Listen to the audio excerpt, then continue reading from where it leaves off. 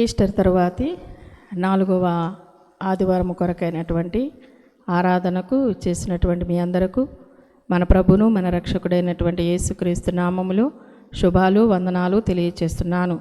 ఈ యొక్క యూట్యూబ్ ఛానల్ను వీక్షిస్తున్నటువంటి ప్రతి ఒక్కరికి కూడా మరొకసారి ప్రత్యేకంగా వందనాలు తెలియచేస్తున్నాను.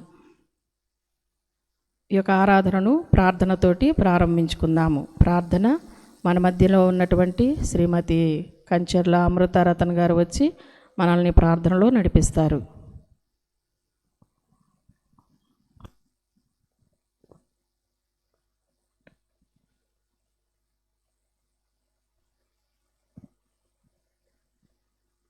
దేవుని స్తోత్రములు.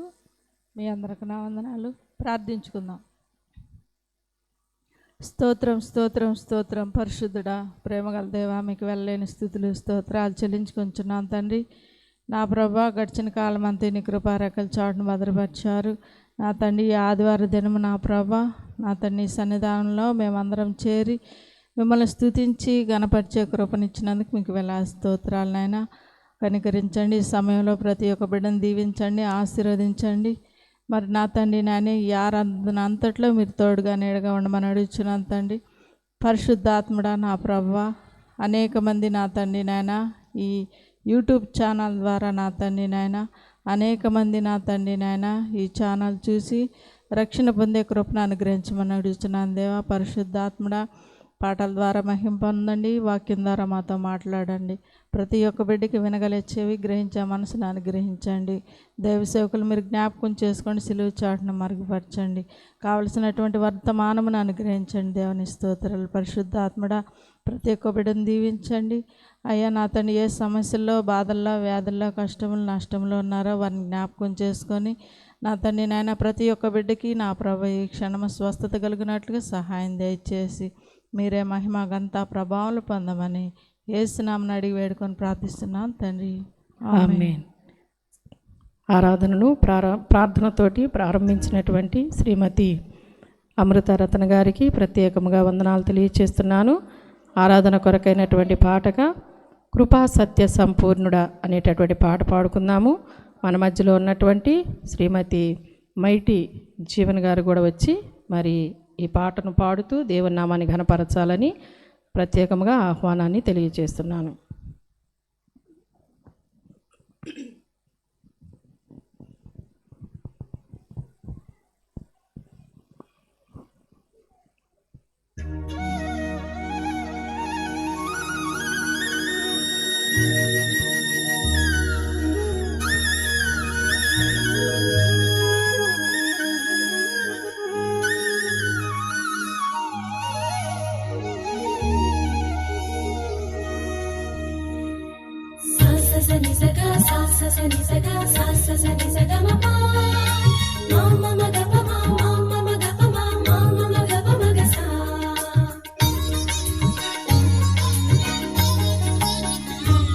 కృపా సత్య సంపూర్ణుడా, కృపా సత్య సంపూర్ణుడా, కృపామయుడా, కృప చూపుటే నీ సంకల్పమా. కృపా సత్య సంపూర్ణుడా, కృపా సత్య సంపూర్ణుడా.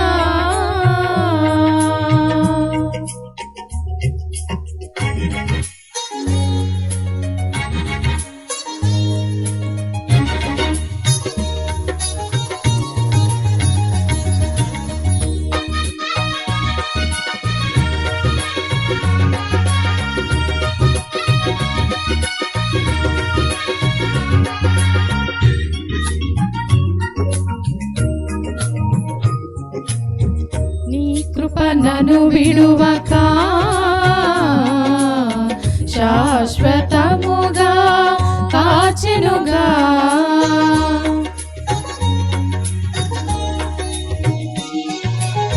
నీ కృప నన్ను విడువక శాశ్వతముగా కాచెనుగా. మార్పులేని నీ మహాకృపలో, మార్పులేని నీ మహాకృపలో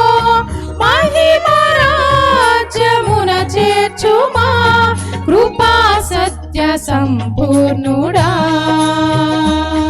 కృపామయుడా కృప చూపుటే నీ సంకల్పమా కృపా సత్య సంపూర్ణుడా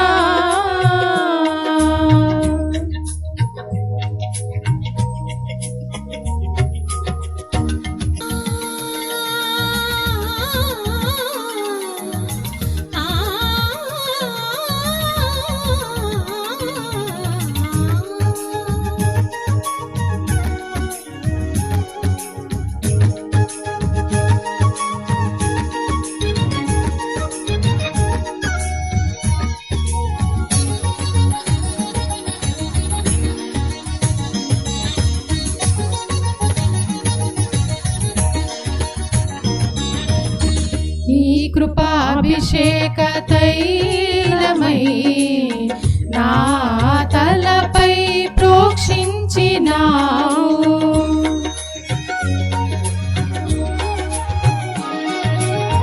నీ కృపాభిషేక తైలమై నా తలపై ప్రోక్షించినావు నిత్యముండు నీ కృపలో నిత్యముండు నీ కృపతో నిరతము నన్ను గావుము ప్రభువ కృపా సత్య సంపూర్ణుడా కృపామయుడా కృప చూపుటే నీ సంకల్పమా కృపా సత్య సంపూర్ణుడా కృపా సత్య సంపూర్ణుడా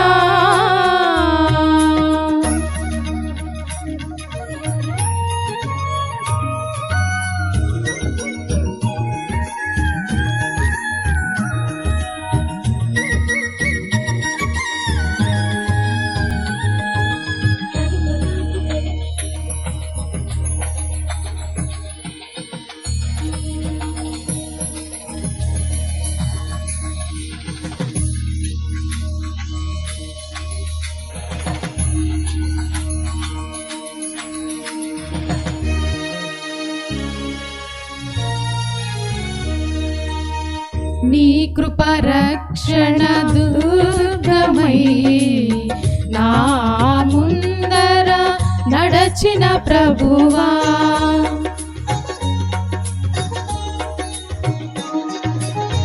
నీ కృప రక్షణ దుర్గమై నా ముందర నడచిన ప్రభువా అడ్డుగా వచ్చు సాతాను బలమును అడ్డుగా వచ్చు సాతాను బలమును అతమందించెద నీ కృపతో కృపా సత్య సంపూర్ణుడా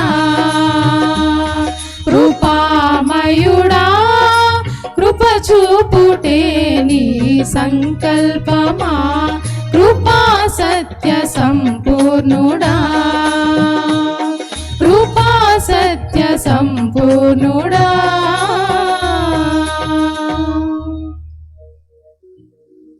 శ్రీమతి అమృతారత్న గారికి అలానే శ్రీమతి మైటీ జీవన్ గారికి ప్రత్యేకముగా వందనాలు తెలియజేస్తున్నాను.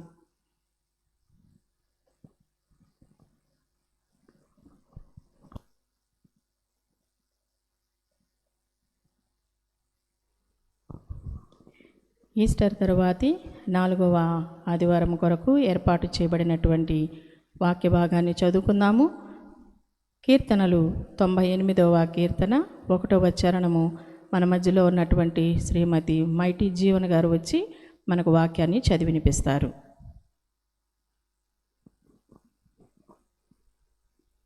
మీ అందరికి నా వందనాలు. యెహోవా ఆశ్చర్య కార్యములు చేసి ఉన్నాడు, ఆయనను గూర్చి క్రొత్త కీర్తన పాడుడి. ఆయన దక్షిణ హస్తము, ఆయన పరిశుద్ధ బాహువు ఆయనకు విజయము కలుగు చేసి ఉన్నది. వాక్యం చదివి వినిపించినటువంటి మైటీ గారికి ప్రత్యేకముగా వందనాలు తెలియజేస్తున్నాను.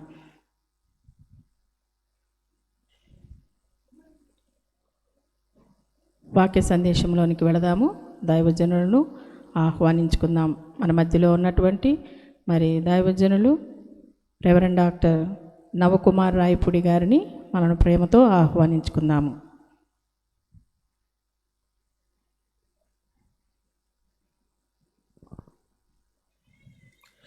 మన తండ్రి అయిన దేవుని నుండి ప్రభువైన యేసుక్రీస్తు నుండి కృపయు సమాధానములు మీ అందరికీ కలుగునుగాక. ఆమేన్. క్రీస్తునందు ప్రియమైన దేవుని బిడ్డలారా, ఈస్టర్ తర్వాతి 4వ ఆదివారంలో మనం ప్రవేశించాం. మీ అందరూ బాగున్నారా? చాలా సంతోషం. దేవుని యొక్క వాక్యాన్ని ధ్యానం చేసుకుంటూ దేవుడు మన పట్ల ఏమైతే ఆశ్చర్యకార్యాలు చేశాడో, మన పట్ల ఆశ్చర్యకార్యాలు చేయాలని ఇష్టపడుతున్నాడో, మన పట్ల ఆశ్చర్యకార్యాలు జరగాలి అని అంటే మనం ఏం చేయాలో దేవుని వాక్య వెలుగులో మనం కొన్ని విషయాలు నేర్చుకుందాం. ఈరోజు చదవబడినటువంటి వాక్య భాగం కీర్తన 98వ కీర్తన 1వ చరణం. యెహోవా ఆశ్చర్యకార్యములు చేసి ఉన్నాడు, ఆయన గూర్చి క్రొత్త కీర్తన పాడుడి. ప్రియ దేవుని బిడ్డలారా, మనం సేవించే దేవుడు ఆశ్చర్యకార్యాలు చేసే దేవుడు. ఆశ్చర్యకార్యాలు మన పట్ల మనకు జరగాలి అంటే దేవునికి ఎల్లప్పుడూ కృతజ్ఞతాస్తులు చెల్లించబద్దులమై ఉన్నాం. మొదటగా మనం సేవించే దేవుడు ఆశ్చర్యకరుడు. ప్రభువైనటువంటి యేసుక్రీస్తు యొక్క గూర్చి వ్రాయబడినటువంటి ప్రవచనాలు మనం గమనించినట్లయితే, యెషయా ప్రవక్త క్రీస్తు పుట్టక మునుపే ఆయన ఆశ్చర్యకరుడు అని ప్రవచనాన్ని చెప్పాడు. అది యేసు పుట్టక మునుపే ఆయన చేసేటటువంటి పరిచర్య గురించి వ్రాయబడినటువంటి సందర్భం.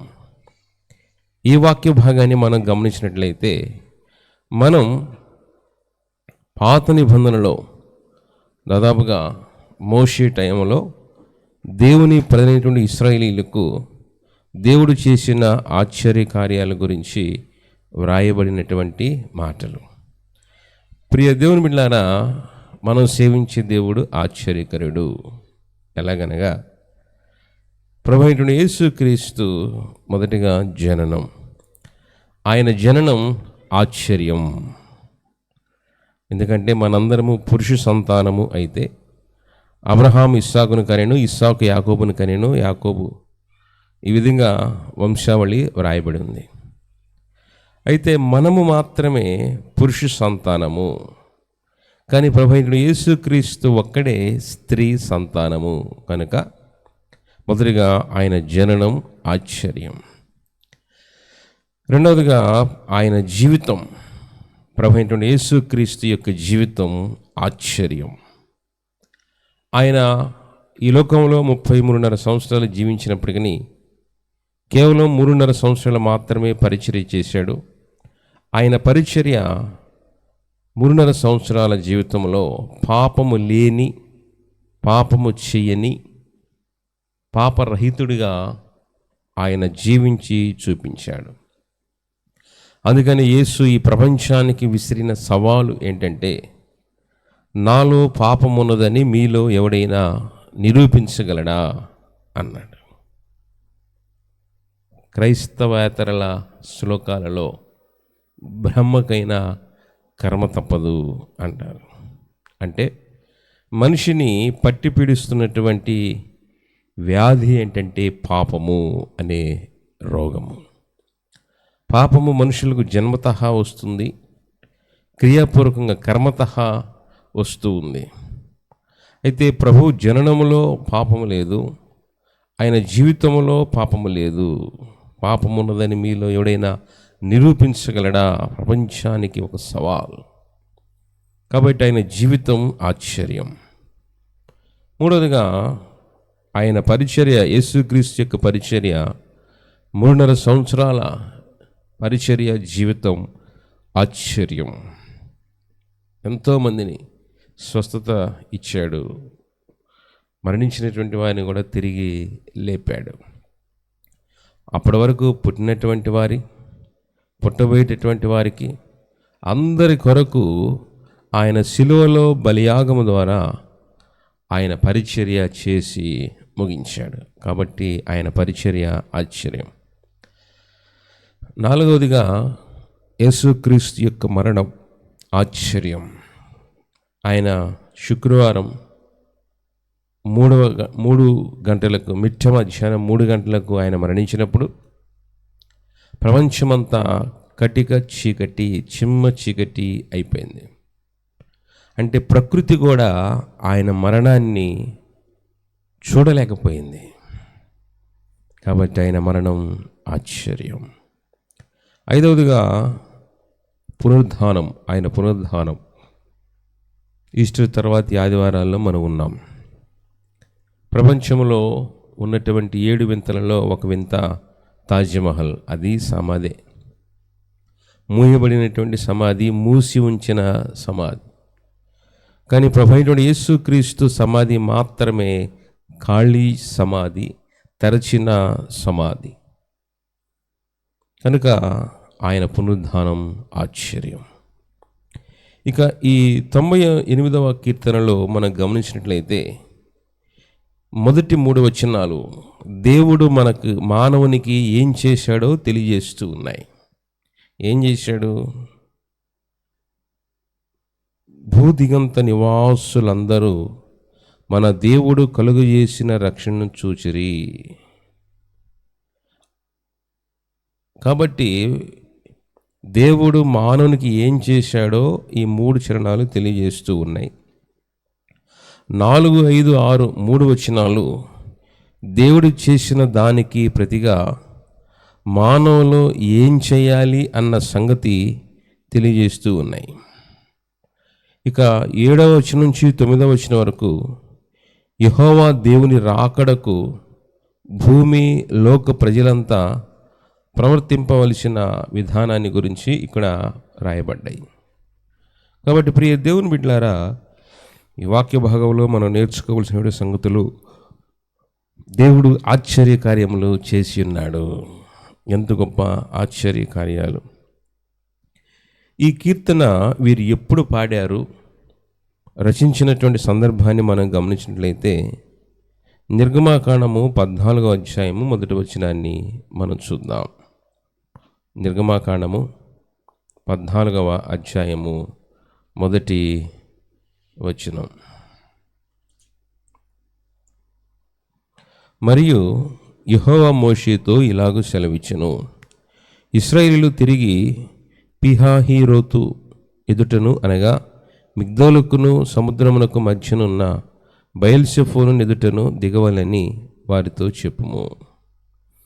ప్రియ దేవుని బిడ్డలారా, ఈ సందర్భాన్ని మనం గమనించినట్లయితే దేవుని ప్రజలైనటువంటి ఇశ్రాయేలీయులు ఐగుప్తు దేశమును నుండి విడిపించబడి దైవజనుడైన మోషే ద్వారా నడిపించబడుతూ ఉన్నారు. ఆ నడిపించబడేటువంటి సందర్భంలో వారు ఎర్ర సముద్రం దగ్గరికి వచ్చారు. ఎర్ర సముద్రం అడ్డుగా వచ్చింది. వెనక నుంచి ఐగుప్తు సైన్యం తరుముతూ ఉంది. మనోళ్ళు పెద్దోళ్ళు ఒక మాట అంటారు, ముందు చూస్తే గొయ్యి వెనక చూస్తే నుయ్యి అన్నట్టుగా వారి పరిస్థితి అలాగా ఉంది. ముందు సముద్రం నుంచి దాటి అవతలకు వెళ్ళలేరు. ఎంతమంది వాళ్ళు? దాదాపుగా 25 లక్షల మంది ప్రజలు. 6 లక్షల కాల్బలం అన్నాడు. కాల్బలం అంటే యుద్ధానికి సిద్ధపడినటువంటి వారు. కాబట్టి అంతమంది ప్రజలు ఎలా వెళ్ళాలి? వారదేం లేదు, బ్యారేజీ, ప్రకాశం బ్యారేజీ లాగా, ధవళేశ్వరం బ్యారేజీ లాగా ఏమి లేదు, ఆనకట్టలేదు, ఏం లేదు, సముద్రం దాటి వెళ్ళాలి. సరే, అక్కడ ఏం చేద్దాం, ఎలా చేద్దాం అనేది వారు ఆలోచించుకునే సమయం కూడా లేదు. మీరు వెళ్ళిపోండి, మా దేశాన్ని వదిలిపెట్టేసి మీ గొడ్డు గోద పిల్లన్నగా నటన మొత్తం తీసుకుని వెళ్ళిపోండి అని చెప్పిన ఫరో వారిని తరమటానికి వస్తూ ఉన్నాడు. 3వ వచనంలో అక్కడ ఏమని రాయబడింది చూడండి. ఫరో ఇశ్రాయేలును గూర్చి, వారు ఈ దేశములో చిక్కుబడి ఉన్నారు, అరణ్యము వారిని మూసివేయినని అనుకొనెను. ప్రియ దేవుని బిడ్డలారా, ఇశ్రాయేలీలు పని అయిపోయింది అని ఎవరన్నారు? ఎవరనలా. ఫరో అనుకున్నాడు తన మనసులో. తెలివిగా నేను వాళ్ళని పొమ్మని అన్నాను, కానీ వాళ్ళు పోలేకపోయారు. ఎర్ర సముద్రం అడ్డుగా వచ్చింది. చచ్చినట్టు తిరిగి మళ్ళీ నా దేశానికి రావాల్సిందే.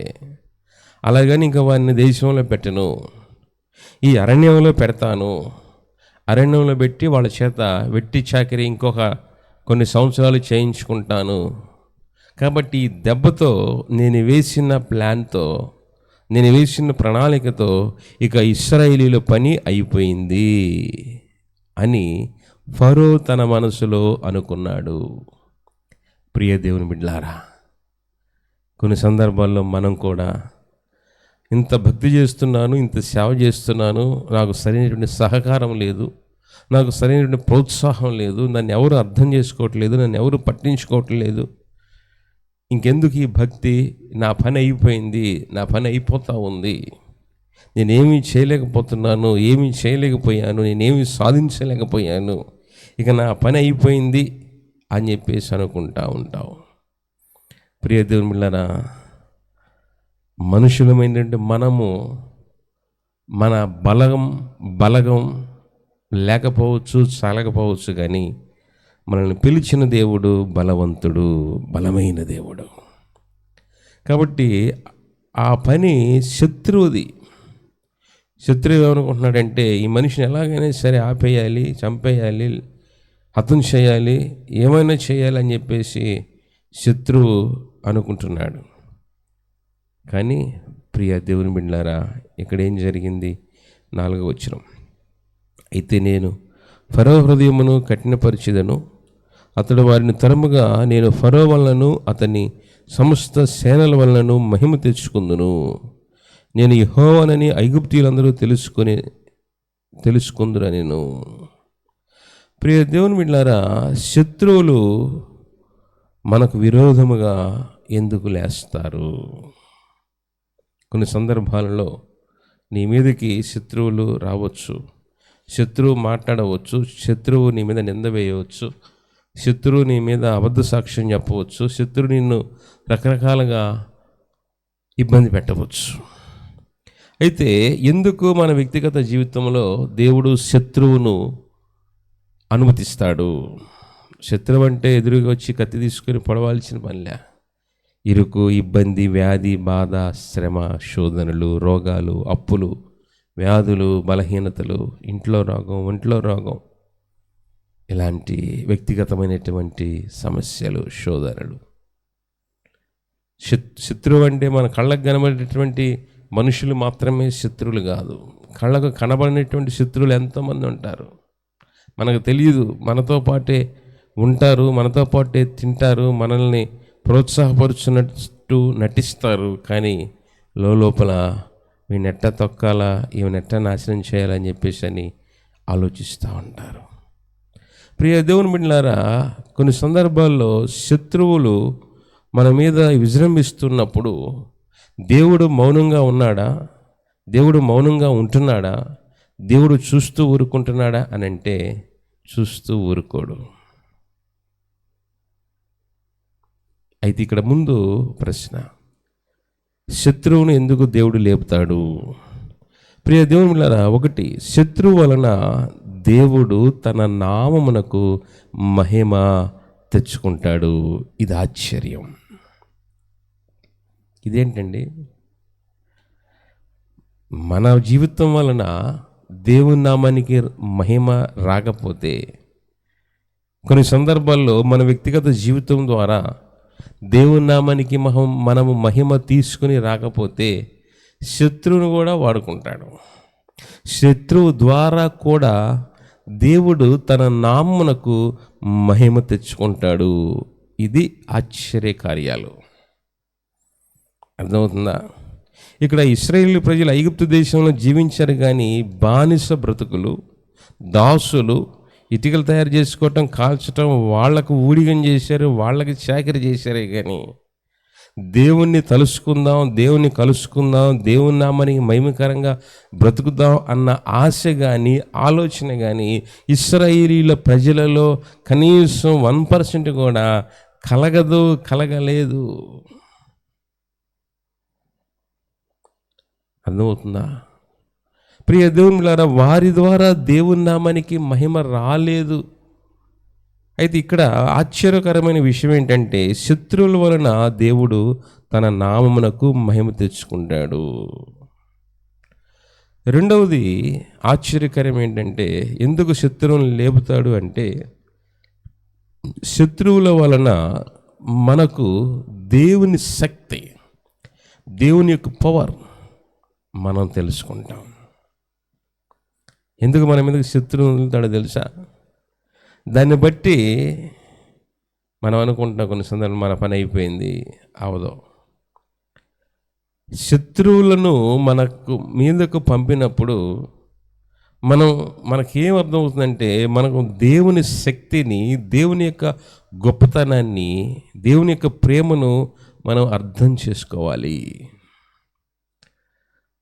మూడవదిగా, శత్రువును మన మీదకు లేపటానికి గల కారణం ఏంటంటే, ఇక మన మీదకి వచ్చాడు శత్రువు అని అంటే, ఇక ఆ రోజుతో వాడి పాపం పండింది. కాయ రాలాలంటే ఆ పండు పండాలి. పండు పండకుండా చెట్టు మీద నుంచి పండు రాలదు. ఇది వేసవికాలం వచ్చింది. తాడి చెట్టు కింద మంచి కాయలు ఉంటాయి, మామిడి చెట్టు నిండా మామిడికాయలు ఉంటాయి.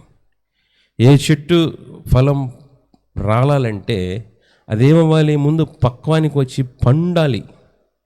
చెట్టు మీద పండు పండితేనే ఆ పండు రాలిపోతుంది. అలాగే పాపం పండాలి. పాపం పండితేనే ఆ వ్యక్తి మీదకి దేవుని ఉగ్రత దిగొస్తుంది. ప్రియ దేవుని బిడ్డలారా, ఇక్కడ 6వ వచనం 14వ అధ్యాయం 6వ వచనం చూద్దాం. అంతటా అతడు తన రథమును సిద్ధపరచుకొని తన జనమును తనతో కూడా తీసుకొని పోయెను. ప్రియ దేవుని బిడ్డలారా, ఫరో సిద్ధపడ్డాడు. ఏ విధంగా? రథాలను తీసుకెళ్ళాడు, జనాలను తీసుకొచ్చాడు. మన మీదకి శత్రువు మన ఒక్కళ్ళమే, అవతల 100 మంది. వారు తీసుకొచ్చిన జనాన్ని చూసి నువ్వు భయపడొద్దు. వారు వేసుకొచ్చిన వాహనాలు, స్కార్పియోలో ఒక డజన్ వేసుకొని వచ్చారనుకో, భయపడాల్సిన పని లేదు. ప్రియ దేవుని బిడ్డలారా, ఆ భక్తునికి ఫరో సిద్ధపడ్డాడు. దేనికి?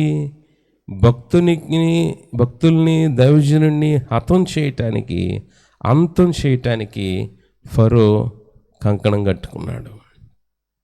కాబట్టి రథాలను తీసుకొచ్చాడు, జనాలను తీసుకొచ్చాడు, పోగు చేసుకొచ్చాడు. ప్రియ దేవుని బిడ్డలారా, అందుకే పెద్దవాళ్ళు ఒక మాట అంటారు, ఆరిపోయే దీపానికి వెలుగెక్కువ. గమనించారా? ఒక దీపం కానీ క్యాండిల్ కానీ వెలిగించినప్పుడు అది సరిగానే మండుతుంది. కానీ ఇంక 2 నిమిషాలకి ఆరిపోతుంది అనుకున్నప్పుడు ఎక్కువ మంట వస్తుంది. గమనించారా? కాబట్టి కొంతమంది నేటి దినాల్లో ఈ నడమంత్రపు సిరి వచ్చిన కారణాన అబ్బో ఏం మిడిసిపాటు పడతారులే, ఇక వాళ్ళని ఆపటానికి కళ్ళాలు ఉండవు. ప్రియ దేవుని బిడ్డలారా, అలాగే ఇక్కడ ఫరో కూడా ఇక కొద్ది క్షణాలకి ఎర్ర సముద్రంలో, నడి సముద్రంలో మొత్తం మునిగిపోబోతా ఉన్నారు.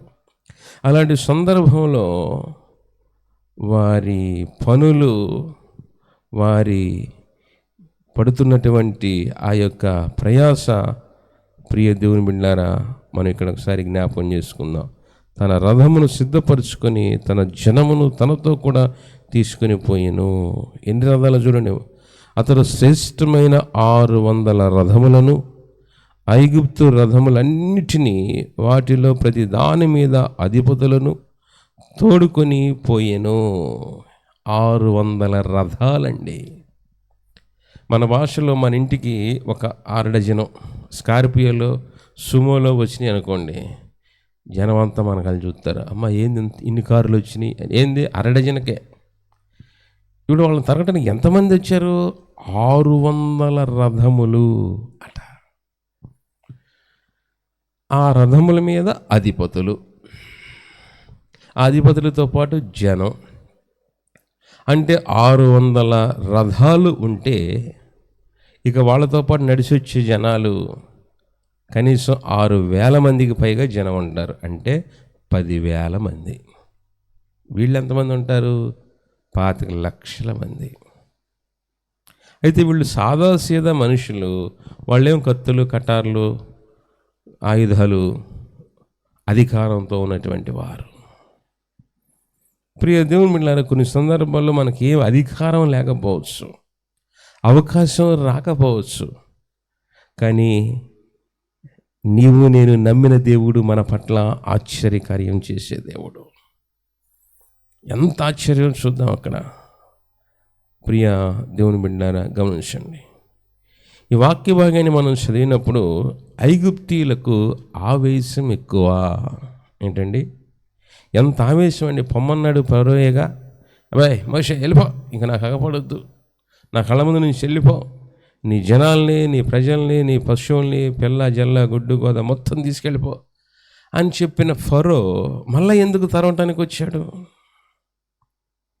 ఐగుప్తీయులకు ఆవేశం ఎక్కువ.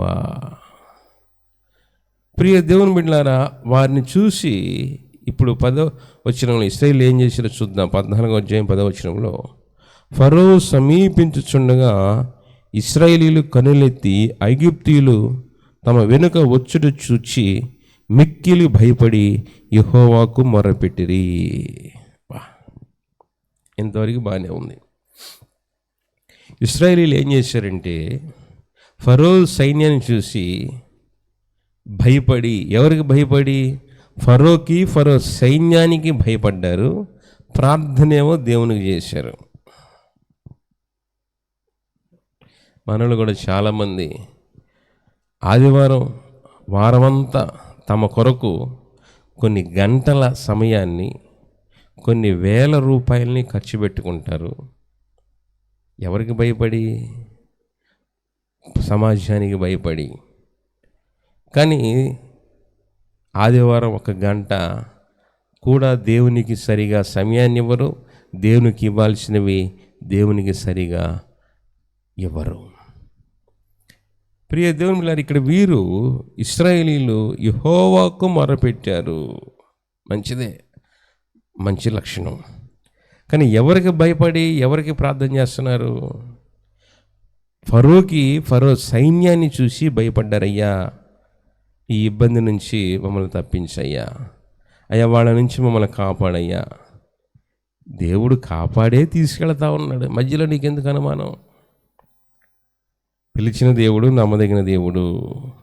నిన్ను పస్తు పెట్టే దేవుడు కాదు, నిన్ను హతం చేసే దేవుడు కాదు, నిన్ను ఇబ్బంది పెట్టే దేవుడు కాదు, నిన్ను నట్టి నడుమున సముద్రంలో వదిలిపెట్టే దేవుడు కాదు, విడిచిపెట్టే దేవుడు కాదు, నిన్ను ముంచే దేవుడు కాదు. అర్థం చేసుకోవాలి. దేవుడు మన పట్ల చేసే కార్యాలు, చేయబడేటువంటి కార్యాలు మనం అర్థం చేసుకోవాలి ప్రియ దేవుని బిడ్డలారా. కాబట్టి అంతవరకు బాగానే ఉంది. 10వ వచనంలో దేవునికి మొరపెట్టారు. 11వ వచనంలో ఏమైందో చూడండి. అంతటా వారు మోషేతో, ఐగుప్తులో సమాధులు లేవని ఈ అరణ్యంలో చచ్చుటకు మమ్మల్ని రప్పించితివా? మమ్మల్ని ఐగుప్తుల నుండి బయటికి రప్పించి మమ్మల్ని ఇట్లు చేయనేలా? ఆదివారం ప్రార్థన చేశారు, సోమవారం నుంచి తిట్టడం మొదలుపెట్టారు. తిరుగుబాటు చేస్తున్నారు, దూషిస్తున్నారు, ద్వేషిస్తున్నారు. ఏమయ్యా మోషే, మమ్మల్ని ఎందుకు తీసుకొచ్చావు? మమ్మల్ని ఎందుకు తీసుకొచ్చావు అరణ్యంలోకి? ఐగుప్తులో సమాధులు లేవనా? ఇక్కడ ఎందుకు తీసుకొచ్చావు? నిన్నే కదండి ప్రార్థన చేసింది, నిన్నే కదండి వాక్యం వింది. ఆరాధనలో, ఆదివారం ఆరాధనలో వాక్యాన్ని వినేటువంటి నీవు ఆలయంలో నుంచి బయటికి వచ్చిన తర్వాత ఎందుకు కాపరి గురించి, నీ ఇరుగు పొరుగు వారి గురించి, నీ పక్కింటి వారి గురించి, నీ సహోదరుల గురించి, నీ సహోదరి గురించి ఎందుకు దూషించి ద్వేషించి మాట్లాడుతావు? అది సరి అయిన క్రమమైన క్రైస్తవ విశ్వాసీ లక్షణం కాదు. అంటే నేటి దినాల్లో భక్తిని కేవలం ఆదివారం ఆరాధనకు మాత్రమే పరిమితం చేస్తున్నారు. భక్తి అంటే గుళ్ళోనే భక్తి, బయటకు వస్తే భక్తి ఉన్నట్లా. ఆదివారం మాత్రమే భక్తి, సోమవారం నుంచి భక్తి ఉన్నట్లా. ఈ ప్రజలు కూడా ఏం చేస్తున్నారంటే ఆదివారం దేవునికి మొరపెట్టారు, సోమవారం మోషే మీద తిరగబడుతున్నారు. ఏమయ్యా మోషే, మమ్మల్ని ఎందుకు తెచ్చావు? ఆయన అడిగాడు రమ్మని, ఆయన తెస్తానని పిలిచాడా? దేవుడు పంపించాడు, మోషే వచ్చాడు.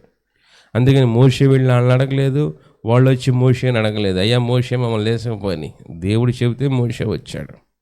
ప్రియ దేవుని బిడ్డలారా, ఐగుప్తీయులకు ఆవేశం ఎక్కువ, ఇశ్రాయేలీలకు తొందరపాటు ఎక్కువ, ఆగ్రహం ఆక్రోశం ఎక్కువ. 13వ వచనంలో దేవుడు మాట్లాడుతున్నాడు, అందుకు మోషే భయపడకుడి, యెహోవా మీకు నేడు కలుగుచే రక్షణను మీరు ఊరక నిలుచుండి చూడుడి. ఎంత గొప్ప మాట అండి. ప్రియ దేవుని బిడ్డలారా, దేవుడు గొప్ప దేవుడు, ఆశ్చర్యకార్యాలు చేసే దేవుడు. చూసేది దైవజనుడు, చేసేది దైవజనుడు, చేయించేది దేవుడు. ప్రియ దేవుని బిడ్డలారా, అయితే ఇక్కడ మోషే ఏమంటున్నాడు చూడండి, మీరు నేను చూసిన ఐగుప్తీయులను ఇక మీదట మరి ఎన్నడూ చూడరు. అబ్బాయి, మిమ్మల్ని తరుగుతున్నటువంటి ఫరో సైన్యాన్ని, ఐగుప్తీయులు మీరు చూస్తున్నారు కదా. ఈరోజు మీకు దేవుడు ఒక ఆశ్చర్యకార్యాన్ని చేయబోతున్నాడు. మీ బ్రతుకులో, మీ భక్తిలో, మీ కుటుంబంలో, మీ కాపురంలో, మీ వైవాహిక జీవితంలో, మీ బిడ్డల విషయంలో, మీ బిడ్డల చదువులలో, నీ భర్త విషయంలో, నీ భార్య విషయంలో, నీ కుటుంబ జీవితంలో దేవుడు ఒక గొప్ప కార్యాన్ని, గొప్ప ఆశ్చర్యకార్యాన్ని, అద్భుతాన్ని చేయబోతున్నాడు. నువ్వు నమ్మితే. మనం సేవించే దేవుడు ఆశ్చర్యకరుడు. యెహోవా మనకు ఆశ్చర్య కార్యములు చేసి ఉన్నాడు, అంతే. ప్రియ దేవుని బిడ్డలారా, అంతేగాని నిన్ను తరుముతున్నటువంటి ఫరోను కానీ, ఫరో సైన్యాన్ని కానీ, ఇశ్రాయేలుని కానీ, నీ శత్రువుని కానీ, తనకున్న బలాన్ని కానీ చూసి నువ్వు దిగులు పడినా, బాధపడినా దేవుణ్ణి చూడనట్టే, దేవుణ్ణి నీకు తెలియనట్టే, దేవుని ఇంకా నువ్వు తెలుసుకోలేదు, అంతే. అర్థమవుతుందా? కళ్ళకు కనబడేటటువంటివన్నీ వాస్తవాలు కాదు, దృశ్యములు.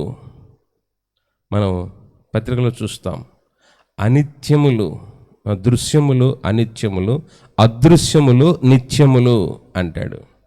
మనకు కళ్ళ కనబడేటటువంటివి మోషే అది చేస్తున్నాడు. మోషే ఇశ్రాయేలుకి అది చేస్తున్నాడు, అబ్బాయి ఇదిగో మిమ్మల్ని చూసి తరిమేటటువంటి ఆ ఐగుప్తీయులు ఉన్నారే, ఇన్ని సంవత్సరాలు మీరు వాళ్ళని చూశారుగా, ఇక మీ బతుకులో ఇక వాళ్ళని ఎన్నడూ చూడరు. ప్రియ దేవుని బిడ్డలారా, నువ్వు నిజంగా దేవుణ్ణి నమ్మితే, నువ్వు దేవుని యందు విశ్వాసం ఉంచితే, నువ్వు పడుతున్న బాధ, కన్నీరు ఇక ఉండదు. చప్పట్లు కొట్టి దేవుని నామాన్ని మహిమపరుద్దాం. అయితే నువ్వు నమ్మాలి. ఎప్పుడైతే దేవుని నమ్ముతావో, ఇదిగో నువ్వు శత్రువు చూసి భయపడుతున్నావు కదా, భయపడకండి. మీరు ఆ యొక్క ఐగుప్తీయులను చూసి భయపడుతున్నారు, ఫరోని చూసి భయపడుతున్నారు, అతను తీసుకొచ్చిన జనాన్ని చూసి భయపడుతున్నారు, అతడు వేసుకొచ్చిన 600 రథాలను చూసి మీరు భయపడుతున్నారు. మీరు ఇక భయపడబాకండి, ఇక మీదట వారిని ఎన్నడూ చూడరు. యెహోవా మీ పక్షమున యుద్ధము చేయును. ఎంత గొప్ప దేవుడండి. ప్రియ దేవుని బిడ్డలారా, మన పక్షంగా దేవుడే యుద్ధం చేస్తే మనకెందుకండి ఆయుధాలు, మనకెందుకండి రథాలు, మనకెందుకండి జనబలం, ధనబలం? అర్థమవుతుందా?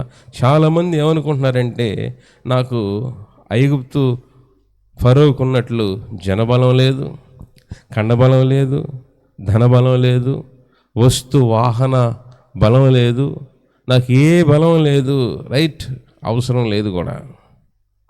ప్రియ దేవుని బిడ్డలారా, కొన్ని సందర్భాల్లో దేవుడు నీకు ఏమీ లేనట్టుగా, ఏమీ దొరకనట్టుగా వట్టివాడిగా ఎందుకు చేస్తాడు అనంటే నీవు పూర్తిగా దేవుని మీద ఆధారపడటానికి. నీకు రథాలు ఐగుప్తు సైన్యానికి ఇచ్చినట్టు 4 కార్లు, 4 లక్షల బ్యాంక్ బ్యాలెన్సు, లేకపోతే 10 మంది మార్బలం ఇచ్చాడు అనుకోండి, ఇక నువ్వు వాటినే చూసుకుంటా ఉంటావు.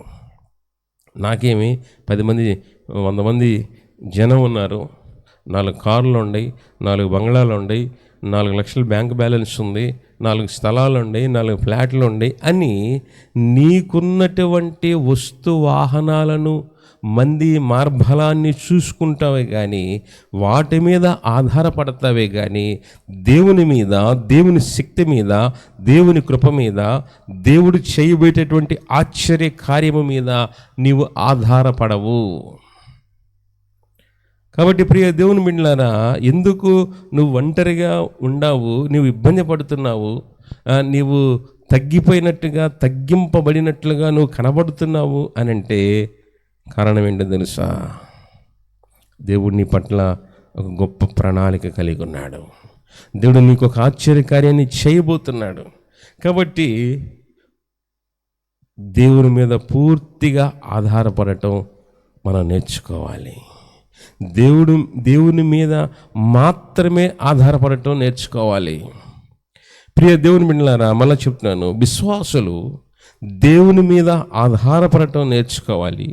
సేవకులమైనటువంటి మనము పూర్తిగా దేవుని మీద మాత్రమే ఆధారపడటం నేర్చుకోవాలి. అప్పుడు దేవుడు వాడుకోవటం మొదలు పెడతాడు. అప్పుడు దేవుడు ఆశ్చర్యకార్యాలు చేయటం మొదలు పెడతాడు. అప్పుడు దేవుడు ఆశ్చర్యకార్యాలు మన ద్వారా చేయించటం మొదలు పెడతాడు. ప్రభు అన్నాడు తన శిష్యులతో, అబ్బాయి మీరు నమ్మండి అయ్యా, నాకంటే గొప్ప కార్యాలు చేస్తారు అన్నాడు. అంటే ఏంటి? దేవుని కంటే గొప్పవాళ్ళం మంచివాళ్ళం అని కాదు, అంటే ఎక్కువ కార్యాలు ఎక్కువ మందికి పరిచర్య చేయగలం.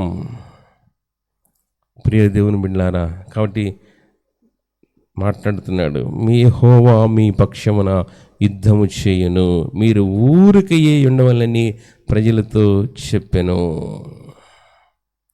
దేవుడు మాట్లాడుతూ ఉన్నాడు 15వ వచనంలో, నీవేళ నాకు మొరపెట్టుచున్నావు, సాగిపోవుడి అని ఇశ్రాయేలుతో చెప్పుమో. ప్రియ దేవుని బిడ్డలారా, దేవుడు సాగిపోండి అని చెప్తాడు. దేవుని వాక్యము మీరు బ్రతకండి, సంతోషంగా బ్రతకండి, సమాధానంగా బ్రతకండి అని చెప్తాడు. సాతానుడేమో ఆగిపోండి. ఎక్కడ ఆగిపోవాలి? ఐగుప్తులోనే ఆగిపోండి. ఫరోని చూస్తూ ఉండండి, సమస్యలోనే ఉండండి, భక్తిలోనూ విశ్వాసంలోనూ ఆగిపోండి, ఆరాధనకు రాకుండా ఆగిపోండి.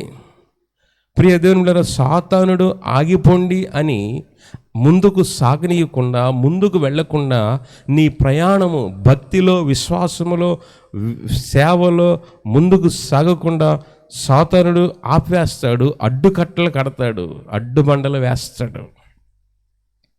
ఫరో సైన్యం వెనక, ముందు ఎర్ర సముద్రం. సముద్రం చూసి కూడా ప్రభు అంటున్నాడు, ఎల్వా, ఎందుకు ప్రార్థన చేస్తాం మోషే, చెప్పానుగా నేను వెళ్ళమని. ప్రియ దేవుని బిడ్డలారా, ఉదాహరణకి భర్త ఆఫీస్కి వెళ్ళాడు, వెళితే ఏమమ్మా మధ్యాహ్నం నేను భోజనానికి రాను, నీవు కూడా 12 గంటలకి పలానా హోటల్కి రామ్మా, ఇద్దరం కలిసి భోజనం చేసి మళ్ళా ఇంటికి వద్దాం అని చెప్పాడు. ఇవేం చేయాలి? 12 గంటలకల్లా ఆయన చెప్పిన టయానికి ఆయన చెప్పిన హోటల్ దగ్గరికి వెళ్ళాలి, అంతేనా? అంతేగాని పావు గంటకు ఒకసారి ఫోన్ చేసి, ఏమయ్యా రమ్మంటావా, ఏమయ్యా డబ్బులు తీసుకెళ్ళావా, ఏమయ్యా క్యాంటీన్ అదేంది ఆ కార్డు ఏటీఎం కార్డు తీసుకెళ్ళావా, ఏమయ్యా ఆ హోటల్ ఉందా లేదా ఒకసారి ఫోన్ చేసి కనుక్కో, లేదా ఆ హోటల్లో బిర్యానీ వండారో లేదో కనుక్కో, బస్సులు తిరుగుతున్నాయో లేదో కనుక్కో, వర్షం పడిద్దో లేదో కనుక్కో. ఇన్ని మాటలు ఎందుకు? కొంతమంది పావు గంటకి ఫోన్ చేసి ఇసుకిస్తారు. పోయిన వాళ్ళు రారు, వస్తారుగా. ప్రియ దేవుని బిడ్డలారా, దేవునికి ఇక్కడ కొంత చిరాకు అనిపించినట్టుంది మోషేతో. నీవేళ నాకు మొర్ర పెట్టుచున్నావు, మోషే నేను చెప్పాను కదా తీసుకెళ్ళండి, వెళ్ళి సాగిపోండి అని చెప్తే గంటగా ఫోన్ చేస్తావు, గంటగా మాట్లాడతావు, గంటగా ప్రార్థన చేస్తావేంది? ప్రియ దేవుని బిడ్డలారా, ప్రార్థన చేయటం మంచిదే, కానీ ఆ ప్రార్థన చేయటంలో కూడా విశ్వాసముతో ఆ కార్యాన్ని పొందుకున్నాం, మనం అడిగే వాటిని పొందుకున్నాము అనే నిశ్చితతో అడగమన్నాడు ప్రభు. అయిద్దా కాదా అని గంటకి అడగాల్సిన పని లేదు, నిమిషానికి తలుపు తీసి చూడాల్సిన పని లేదు. ప్రియ దేవుని బిడ్డలారా, సాగిపోండి. కాబట్టి కొన్ని సందర్భాల్లో నీ భక్తి జీవితంలో, నీ విశ్వాస జీవితంలో, నీ పరిచర్య జీవితంలో, అయ్యో నేను ముందుకు వెళ్ళాలంటే ఐగుప్తు ఫరోకు ఉన్నట్టు నాకు జనం లేరు, రథం లేదు, కారు లేదు, జనం లేరు, బ్యాంక్ బ్యాలెన్స్ లేదు, ఒక స్థలం లేదు, పొలం లేదు, ఇంటి పేరటోళ్ళు లేరు, మెట్టింటోళ్ళు లేరు, వాళ్ళు లేరు, వీళ్ళు లేరు, ఎవరో లేరు అని చెప్పేసి నేను ఎలా ముందుకు వెళ్ళాలా, ఎలా ముందుకు సాగాలని చెప్పేసి అని ఆగిపోతావు. ఆగిపోయిన సందర్భాలు మన వ్యక్తిగత విశ్వాస పరిచర్య జీవితంలో ఎన్నో వస్తాయి. అలాంటి సమయంలో నువ్వు ఆగిపోయావో, ప్రియ దేవుని బిడ్డలారా, దేవుని వాక్యం ఒక చోట, మీరు శ్రమ దినమున నీవు కృంగిన ఎడల చేతగాని వానివి అగుదువు అంటాడు. కాబట్టి శ్రమ వచ్చింది వీళ్ళకి, 600 రథాలు వేసుకొని ఇచ్చారంటే మామూలు విషయం కాదు. కాబట్టి కృంగిపోయారు వీళ్ళు, కృంగిపోయి ఆడ సతికిలు పడి మేము ఎక్కిపోతామంటున్నారు. ప్రియ దేవుని బిడ్డలారా, దేవుడు మాట్లాడుతున్న సాగిపోండి.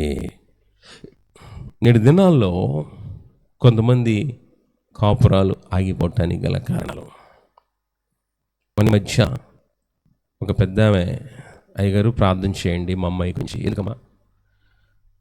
పుట్టింటికి అమ్మాయి వచ్చిందండి. మంచిదమ్మా, వచ్చింది, 3 రోజులు చూసుకొని పంపించంటే ఏం పంపిస్తామండి?